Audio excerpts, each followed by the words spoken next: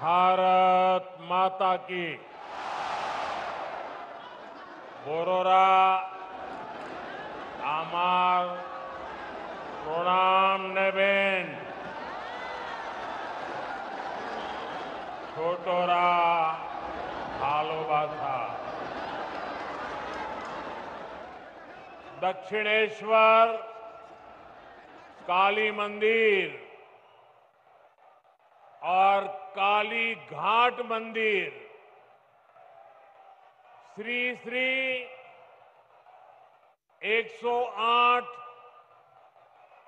करुणामयी काली माता मंदिर, दमदम बालाजी हनुमान, रामकृष्ण सेवा मंदिर, इन सभी पावन स्थानों में विराजमान देवी देवताओं को मैं आस्थापूर्वक नमन करता हूं। आज कौशकी अमावस्या का पावन दिन भी है। मैं आप सभी को शुभकामनाएं देता हूं। साथियों, मैं ऐसे समय में कोलकाता आया हूं जब दुर्गा पूजा की तैयारियां शुरू हो गई है। कुमारटुली में माता दुर्गा की प्रतिमा गढ़ी जा रही है। बड़ा बाजार से पार्क स्ट्रीट तक कोलकाता नए रंग में, नई रौनक के साथ सज रहा है। आस्था और आनंद के पर्व के साथ जब विकास का पर्व भी जुड़ जाता है तो खुशी दोगुनी हो जाती है। यहां से कुछ ही दूरी पर मुझे कोलकाता मेट्रो और हाईवे से जुड़े बड़े प्रोजेक्ट का शिलान्यास और लोकार्पण का अवसर मिला है। मैं दमदम के, कोलकाता के आप सभी लोगों को बधाई देता हूं। साथियों, पश्चिम बंगाल आबादी के लिहाज से देश के सबसे बड़े राज्यों में से एक है। इसलिए जब तक पश्चिम बंगाल का सामर्थ्य नहीं बढ़ेगा तब तक विकसित भारत की यात्रा सफल नहीं हो पाएगी, क्योंकि बीजेपी का कन्विक्शन है, बीजेपी मानती है, बीजेपी की श्रद्धा है, बांग्लार उदय तबेई विकसितो भारतेर जय। इसलिए बीते 11 वर्षों में केंद्र की बीजेपी सरकार ने पश्चिम बंगाल के विकास के लिए लगातार हर प्रकार की मदद दी है। बंगाल में नेशनल हाईवे के निर्माण के लिए जितना पैसा कांग्रेस की यूपीए सरकारों ने अपने 10 साल में दिया था, उससे 3 गुना से ज्यादा पैसा भारत सरकार ने पश्चिम बंगाल को दिया है। रेलवे के लिए भी बंगाल का बजट पहले की तुलना में 3 गुना बढ़ाया गया है। लेकिन साथियों, बंगाल में विकास कार्यों के सामने एक बहुत बड़ी चुनौती भी है। चुनौती ये कि बंगाल के लिए जो पैसा हम राज्य सरकार को सीधे भेजते हैं, उसका ज्यादातर हिस्सा यहां लूट लिया जाता है। जो पैसा भारत सरकार दिल्ली से भेजती है, वो पैसा आप लोगों पर खर्च नहीं होता। वो पैसा महिलाओं का जीवन आसान बनाने के लिए खर्च नहीं होता। वो पैसा टीएमसी काडर पर खर्च होता है। इसलिए गरीब कल्याण की अनेक योजनाओं में बंगाल देश के दूसरे राज्यों से पिछड़ा हुआ है। साथियों, यही स्थिति कुछ साल पहले हमारे पड़ोस में असम के भी यही हाल थे, त्रिपुरा का भी यही हाल था। लेकिन जब से असम और त्रिपुरा में भाजपा सरकार बनी है, गरीब कल्याण की योजनाओं का लाभ वहां जनता को मिलने लगा है। आज इन राज्यों में हर घर जल, यह काम तेजी से चल रहा है। आयुष्मान योजना के तहत 5 लाख रुपए तक मुफ्त इलाज हर गरीब को मिल रहा है। गरीबों के पक्के घर बन रहे हैं। बंगाल में भी जनता तक सारी योजनाओं का लाभ पहुंचाने के लिए जरूरी है कि यहां पश्चिम बंगाल में भाजपा सरकार होनी चाहिए।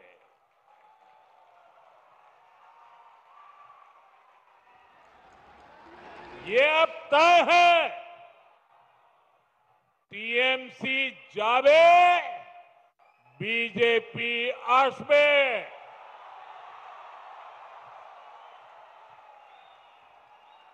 भाइयों बहनों, ये धरती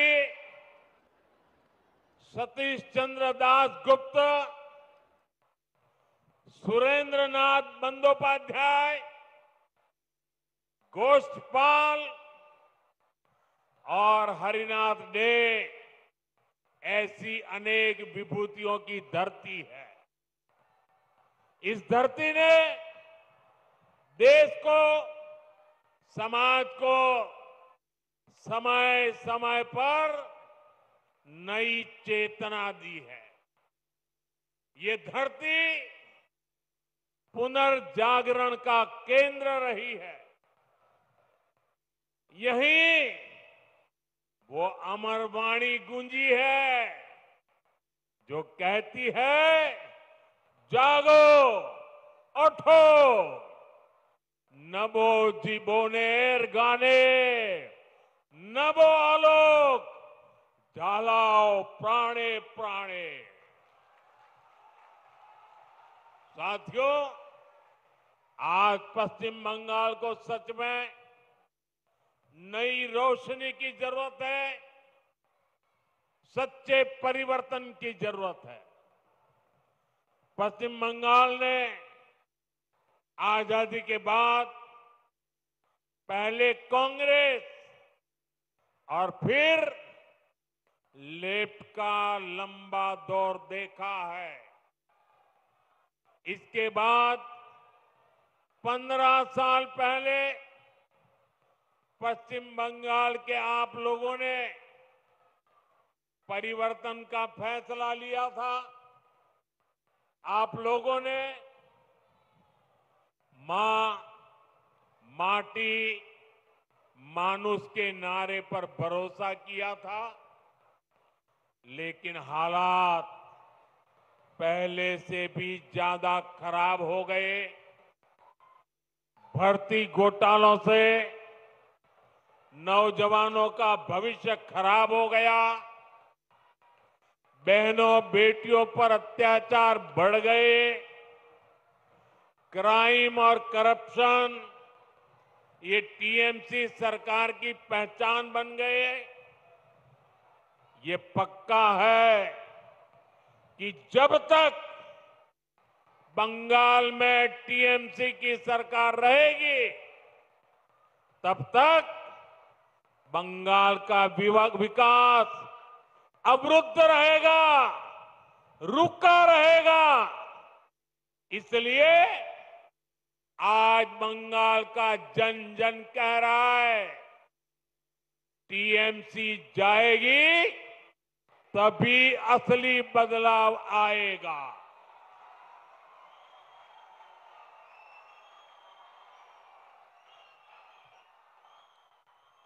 टीएमसी जाबे तबेई আসল পরিবর্তন আসবে।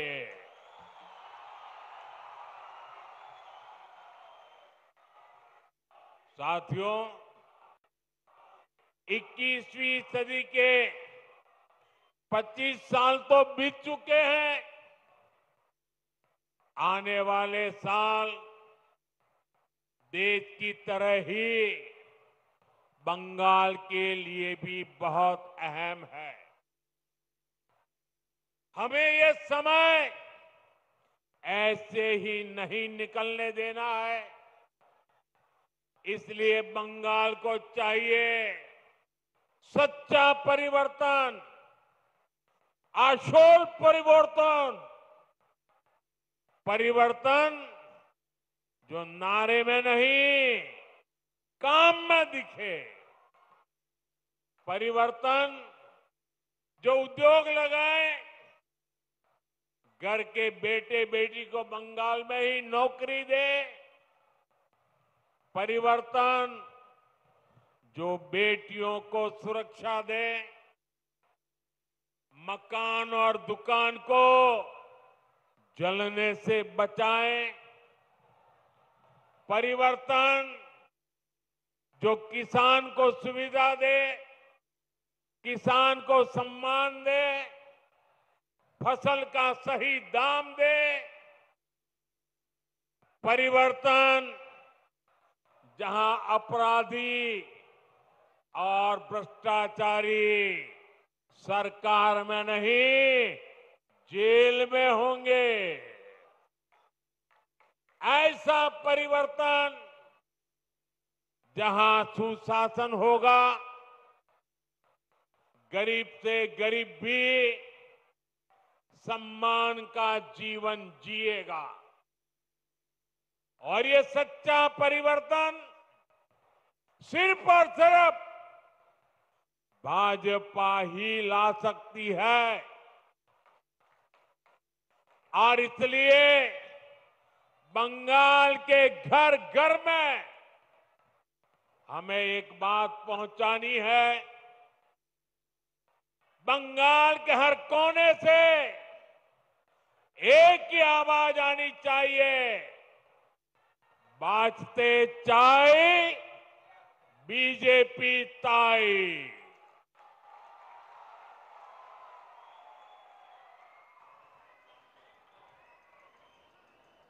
यही बंगाल की असली पुकार है, यही बंगाल का भविष्य है।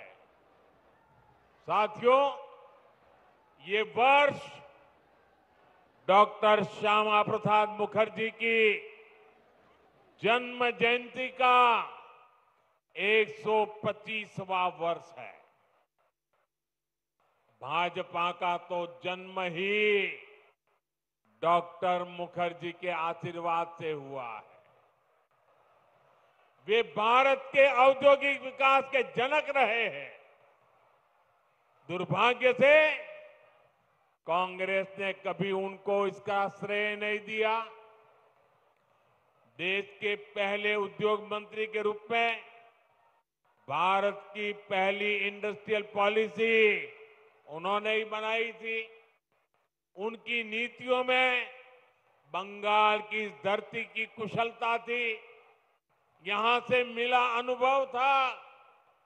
अगर हम उस नीति पर चले होते तो देश की तस्वीर कुछ और होती, लेकिन उन नीतियों को भुला दिया गया। फिर ऐसा भटकाव हुआ कि हम पूरी तरह से विदेशों पर निर्भर हो गए। और मेरे प्यारे बंगाल के भाइयों बहनों, हमें गर्व है कि हम डॉक्टर श्यामा प्रसाद मुखर्जी के सैनिक हैं। हम मां भारती के सेवक हैं। जो सपने डॉक्टर श्यामा प्रसाद मुखर्जी ने देखे थे, उसके लिए एक सैनिक की तरह हम अपना जीवन खपा रहे हैं। बंगाल की प्रबुद्ध जनता जानती है कि दूसरों पर निर्भरता यानी आत्मसम्मान पर चोट। इसी स्थिति से हमें देश को बाहर निकालना है। इसलिए आज देश ने आत्मनिर्भरता का मूल मंत्र लेकर के नई ऊंचाइयों को प्राप्त करने का फैसला लिया है। मेक इन इंडिया आज एक बड़ी सिद्धि बन रहा है, जिसके लिए हमारा कोलकाता, हमारा बंगाल जाना जाता था। वो गौरवशाली अतीत हमें मिलकर के फिर से लौटाना है। इसलिए आज बंगाल में एक ही गूंज है, टीएमसी के शोराव, बांग्ला के बचाओ। साथियों, भाजपा जो संकल्प लेती है वो सिद्ध करके दिखाती है। इसका ताजा प्रमाण अभी हमने ऑपरेशन सिंदूर के दौरान देखा है।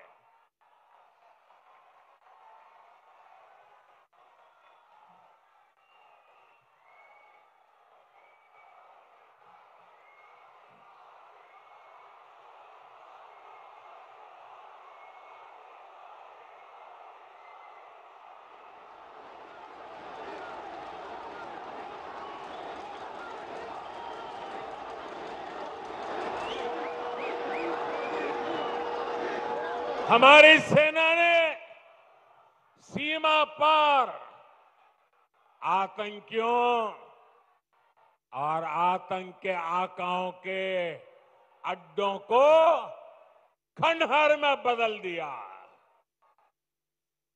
हमारी सेनाओं ने आतंकियों को ऐसा सबक सिखाया कि पाकिस्तान की आज भी नींद उड़ी हुई है। भारत की इस सफलता के पीछे बहुत बड़ी शक्ति मेड इन इंडिया अस्त्र शस्त्र की रही है। और मुझे गर्व है कि भारत की सेना को ताकत देने में बंगाल के इस इलाके की भूमि का बहुत बड़ा योगदान है।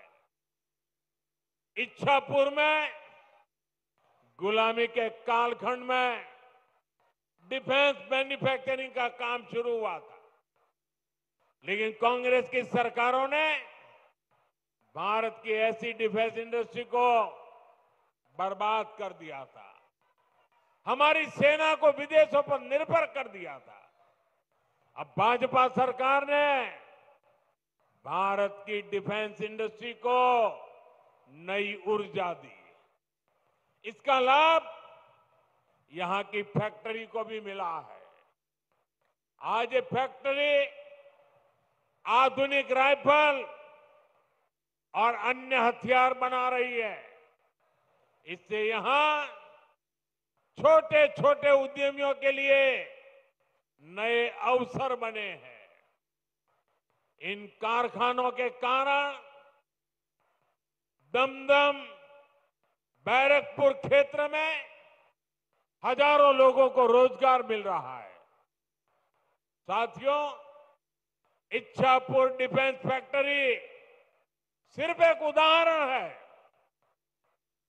आप यहां 2026 में भाजपा सरकार बनाइए, हम बंगाल को डॉक्टर श्यामा प्रसाद मुखर्जी के सपनों का बंगाल बनाएंगे।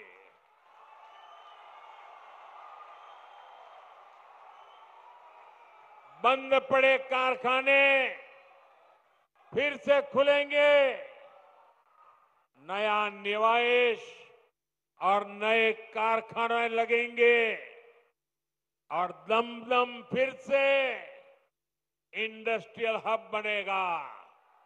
ये भाजपा का संकल्प है।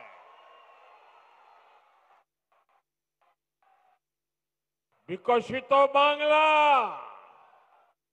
मोदीर गारंटी।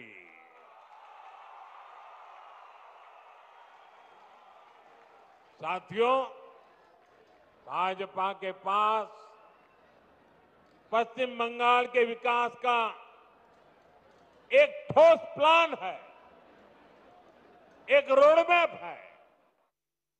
लेकिन टीएमसी विकास की दुश्मन है। इसका साक्षी ये दमदम क्षेत्र भी है।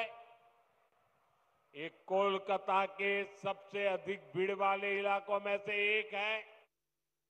यहां की स्थिति क्या है, ये आप आए दिन महसूस करते हैं। देश के ऐसे शहरी क्षेत्रों के विकास के लिए स्मार्ट सिटी मिशन चल रहा है, लेकिन टीएमसी सरकार ने इस मिशन से जुड़ने से भी इनकार कर दिया। लोगों को असुविधा होती रहे, विकास ठप होता रहे, लेकिन टीएमसी का मिशन जैसे तैसे बीजेपी को रोकना है, केंद्र की योजनाओं को रोकना है। मैं बंगाल के भद्रलोक से पूछता हूं, क्या यह तरीका सही है? क्या ऐसी पॉलिटिक्स से पश्चिम बंगाल का भला होगा? इसलिए मुझे आप सभी का आशीर्वाद चाहिए।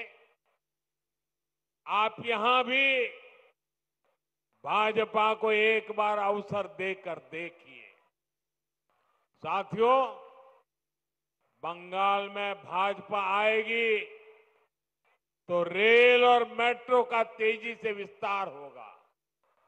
मैं तो चाहूंगा कि यहीं पर इलेक्ट्रिक व्हीकल से जुड़ा व्यापक इंफ्रास्ट्रक्चर बने।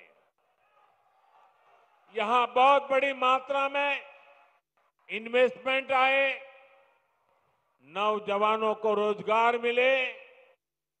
ये तभी होगा जब यहां कानून का राज आएगा, जब यहां भ्रष्टाचार पर लगाम लगेगी और जब बंगाल में डबल इंजन की भाजपा सरकार होगी। साथियों, पश्चिम बंगाल के पास इतिहास और संस्कृति की भी अनमोल धरोहर है। ये बांग्ला विरासत विकसित बंगाल बनाने के अभियान को प्रेरणा देगी। बीजेपी सरकार पूरे गर्व के साथ बांग्ला भाषा और बांग्ला संस्कृति को सशक्त करने में जुटी है। ये हमारा सौभाग्य है कि हमें बांग्ला भाषा को क्लासिकल लैंग्वेज यानी शास्त्रीय भाषा का दर्जा देने का सौभाग्य मिला।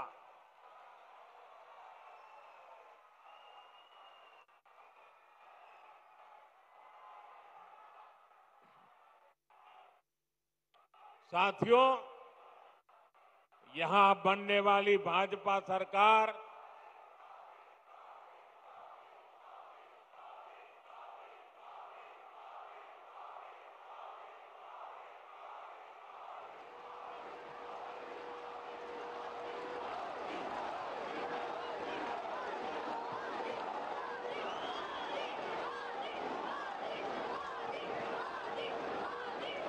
साथियों, जब भाजपा सरकार बनेगी, हेरिटेज टूरिज्म पर भी बल देने का हमारा प्लान है। साथियों, हम गंगा जी पर जो इनलैंड वाटरवे बना रहे हैं या फिर जो हमारा समंदर है, इसमें क्रूज टूरिज्म के लिए बहुत संभावना है। ऐसी हर संभावना को भाजपा सरकार बनने के बाद तलाशा जाएगा, ताकि पश्चिम बंगाल के नौजवानों को काम के लिए कहीं और जाने के लिए मजबूर न होना पड़े। साथियों, इस बार लाल किले से मैंने देश की एक बहुत बड़ी चिंता की चर्चा की है। ये चिंता घुसपैठ के बढ़ते खतरे की है। कोलकाता के पश्चिम बंगाल के लोग समय से आगे की सोचते हैं, इसलिए आपके बीच मैं लगातार इस बहुत बड़ी राष्ट्रीय चुनौती की चर्चा करता रहा। आजकल आप देखते हैं, जिन देशों को विकसित कहा जाता है, जिनके पास संसाधनों की कोई कमी नहीं है, वहां घुसपैठियों के खिलाफ मुहिम चल रही है। ये देश अब घुसपैठियों को ज्यादा नहीं सह सकता। घुसपैठियों को निकालना चाहिए कि नहीं निकालना चाहिए? घुसपैठिए जाने चाहिए कि नहीं जाने चाहिए? उनको भगाना होगा कि नहीं भगाना होगा? कौन भगा सकता है? कौन भगा सकता है? घुसपैठियों से बंगाल को कौन मुक्त करा सकता है? घुसपैठियों से बंगाल को कौन मुक्त करा सकता है? साथियों, मोदी नहीं, भाजपा नहीं, आपका एक वोट करा सकता है। आपका एक वोट, एक बार वोट दे दीजिए, ये घुसपैठिए भाग जाने लग जाएंगे जी। साथियों, भारत के पास तो संसाधन सीमित है। हमें अपने नौजवानों को रोजगार देना है, अपने नागरिकों को सुविधाएं देनी है।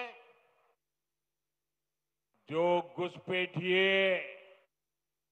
हमारे नौजवानों का रोजगार छीन रहे हैं, जो हमारे इंफ्रास्ट्रक्चर पर दबाव डाल रहे हैं, जो हमारी बहनों बेटियों के साथ अत्याचार कर रहे हैं, ऐसे घुसपैठियों को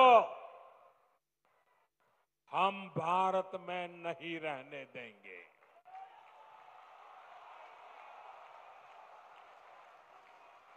इसलिए भारत सरकार ने घुसपैठियों के खिलाफ इतना बड़ा अभियान चलाया हुआ है। लेकिन साथियों, मुझे हैरानी है कि टीएमसी, कांग्रेस समेत कुछ इंडी अलायंस के राजनीतिक दल तुष्टीकरण के आगे घुटने टेक चुके हैं। ये राजनीतिक दल सत्ता की भूख के लिए घुसपैठ को बढ़ावा दे रहे हैं। कुछ जगह पे तो दिख रहा है उन्होंने घुसपैठियों की शरण ले ली है। साथियों, पश्चिम बंगाल तो सीमावर्ती राज्य है। जिस प्रकार बॉर्डर के इलाकों में डेमोग्राफी बदली जा रही है, ये पश्चिम बंगाल में सामाजिक संकट भी पैदा कर रहा है। खास तौर पर किसानों से धोखाधड़ी करके उनकी जमीन पर कब्जा किया जा रहा है। आदिवासियों को गुमराह करके उनकी जमीन हड़पी जा रही है। देश ये सहन नहीं कर सकता। इसको रोकना ही होगा। इसलिए इस बार लाल किले से मैंने घुसपैठ के खिलाफ विशेष डेमोग्राफी मिशन की घोषणा की है। जो लोग सिर्फ यहां हमारे लोगों की रोजी रोटी छीनने आए हैं, जो फर्जी तरीके से कागज बनाकर रुक गए हैं, उनको यहां से जाना ही होगा।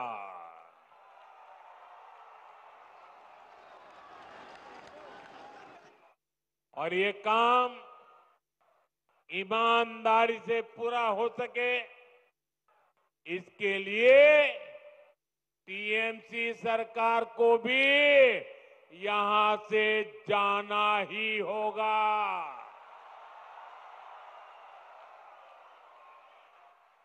साथियों, पिछले 11 साल से देश भ्रष्टाचार के खिलाफ निर्णायक लड़ाई लड़ रहा है। अब इसी दिशा में देश ने एक और बड़ा कदम उठाया है।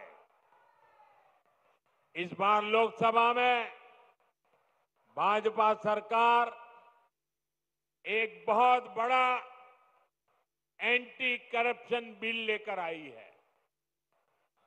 मैं बंगाल के लोगों से इस बिल के बारे में विशेष तौर पर बात करूंगा। साथियों, आप भी जानते हैं, हमारे देश में अगर एक छोटा सा सरकारी कर्मचारी, चाहे वो सरकारी कर्मचारी ड्राइवर हो, प्यून हो, सरकार की किसी कैंटीन में काम करता हो, सरकार में कहीं साफ सफाई का काम करता हो, अगर वो कर्मचारी को किसी पुलिस वाले ने जेल में बंद कर दिया तो करीब करीब 50 घंटे में अगर उसको जमानत नहीं मिली और 50 घंटे जेल में रह गया तो ऑटोमेटिक उसकी नौकरी चली जाती है, सस्पेंड हो जाता है। एक छोटा मुलाजिम 2 दिन अगर जेल में रहे तो उसकी जिंदगी तबाह करने के कानून है। लेकिन कोई मुख्यमंत्री, कोई मंत्री, प्रधानमंत्री अगर जेल चला जाए तो उसके लिए कोई कानून नहीं है। और हालत तो देखिए, आजकल ये लोग इतने गिरे हैं कि जेल से भी सरकार चलाने की कोशिश कर रहे हैं। पश्चिम बंगाल ने ये साक्षात देखा है, बार बार कई बार अनुभव किया है। टीएमसी के एक मंत्री टीचर्स घोटाले में आज तक जेल में है। शिक्षक भर्ती का गंभीर घोटाला, घर से नोटों का पहाड़ मिला, लेकिन तब भी वो मंत्री कुर्सी छोड़ने को तैयार नहीं थे। जनता की हर भावना को यहां निर्ममता से कुचला जाता रहा। इसी तरह टीएमसी के एक और मंत्री पर गरीबों का राशन लूटने का आरोप है। इनकी भी करोड़ों रुपए की संपत्ति जब्त हो चुकी है। ये मंत्री भी जेल जाने के बाद कुर्सी छोड़ने को तैयार नहीं थे। इन्होंने भी जनता की भावना की, संविधान की भावना की कोई परवाह नहीं की। साथियों, आप मुझे बताइए,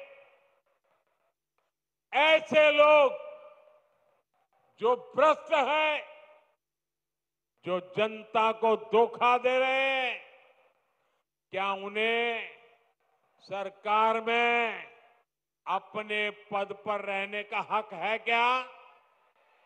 हक है क्या? हमने तो ये देखा है कि मुख्यमंत्री तक जेल जाते हैं, लेकिन वो जेल से सरकार चलाते हैं। ये संविधान का, लोकतंत्र का सरासर अपमान है और मोदी संविधान का ये अपमान होते नहीं देख सकता। इसलिए मैंने तय किया, ये सब नहीं चल सकता। मंत्री हो, मुख्यमंत्री हो, अरे इतना ही नहीं, प्रधानमंत्री को भी सख्त कानून के दायरे में लाया हूं। अगर पीएम भी 30 दिन जेल में रहे और उन्हें जमानत न मिले तो अगले दिन उनकी कुर्सी भी चली जाएगी। लेकिन साथियों, टीएमसी के लोग भ्रष्टाचार के खिलाफ इस कार्रवाई पर भड़क गए हैं। वो इस कानून का विरोध कर रहे हैं। टीएमसी के लोगों ने संसद में इस बिल को फाड़ने की कोशिश की है। ये दिखाता है कि टीएमसी की पूरी राजनीति कैसे भ्रष्टाचार के पहाड़ पर टिकी है। इसलिए लोग इतने डरे हुए हैं, भ्रष्टाचारियों को बचाने में जुटे हैं। साथियों, हर चुनौतियों को परास्त करते हुए पश्चिम बंगाल फिर से भारत के विकास का पावर हाउस बन के रहेगा। इस संकल्प को लेकर हमें आगे बढ़ना है।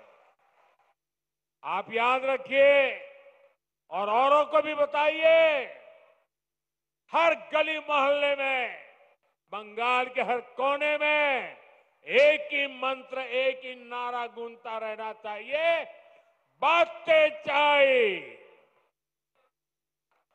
बातें चाय, बीजेपी ताई,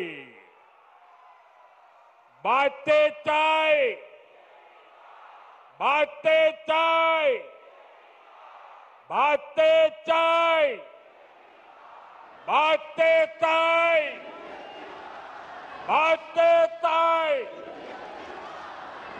एक बार फिर आप सभी को इतनी विशाल संख्या में और इतनी ऊर्जा के साथ इस सभा को सफल बनाने के लिए मैं आपका आभार मानता हूं। मेरे साथ बोलिए, भारत माता की, भारत माता की, भारत माता की, वंदे वंदे वंदे वंदे वंदे वंदे वंदे वंदे वंदे वंदे वंदे वंदे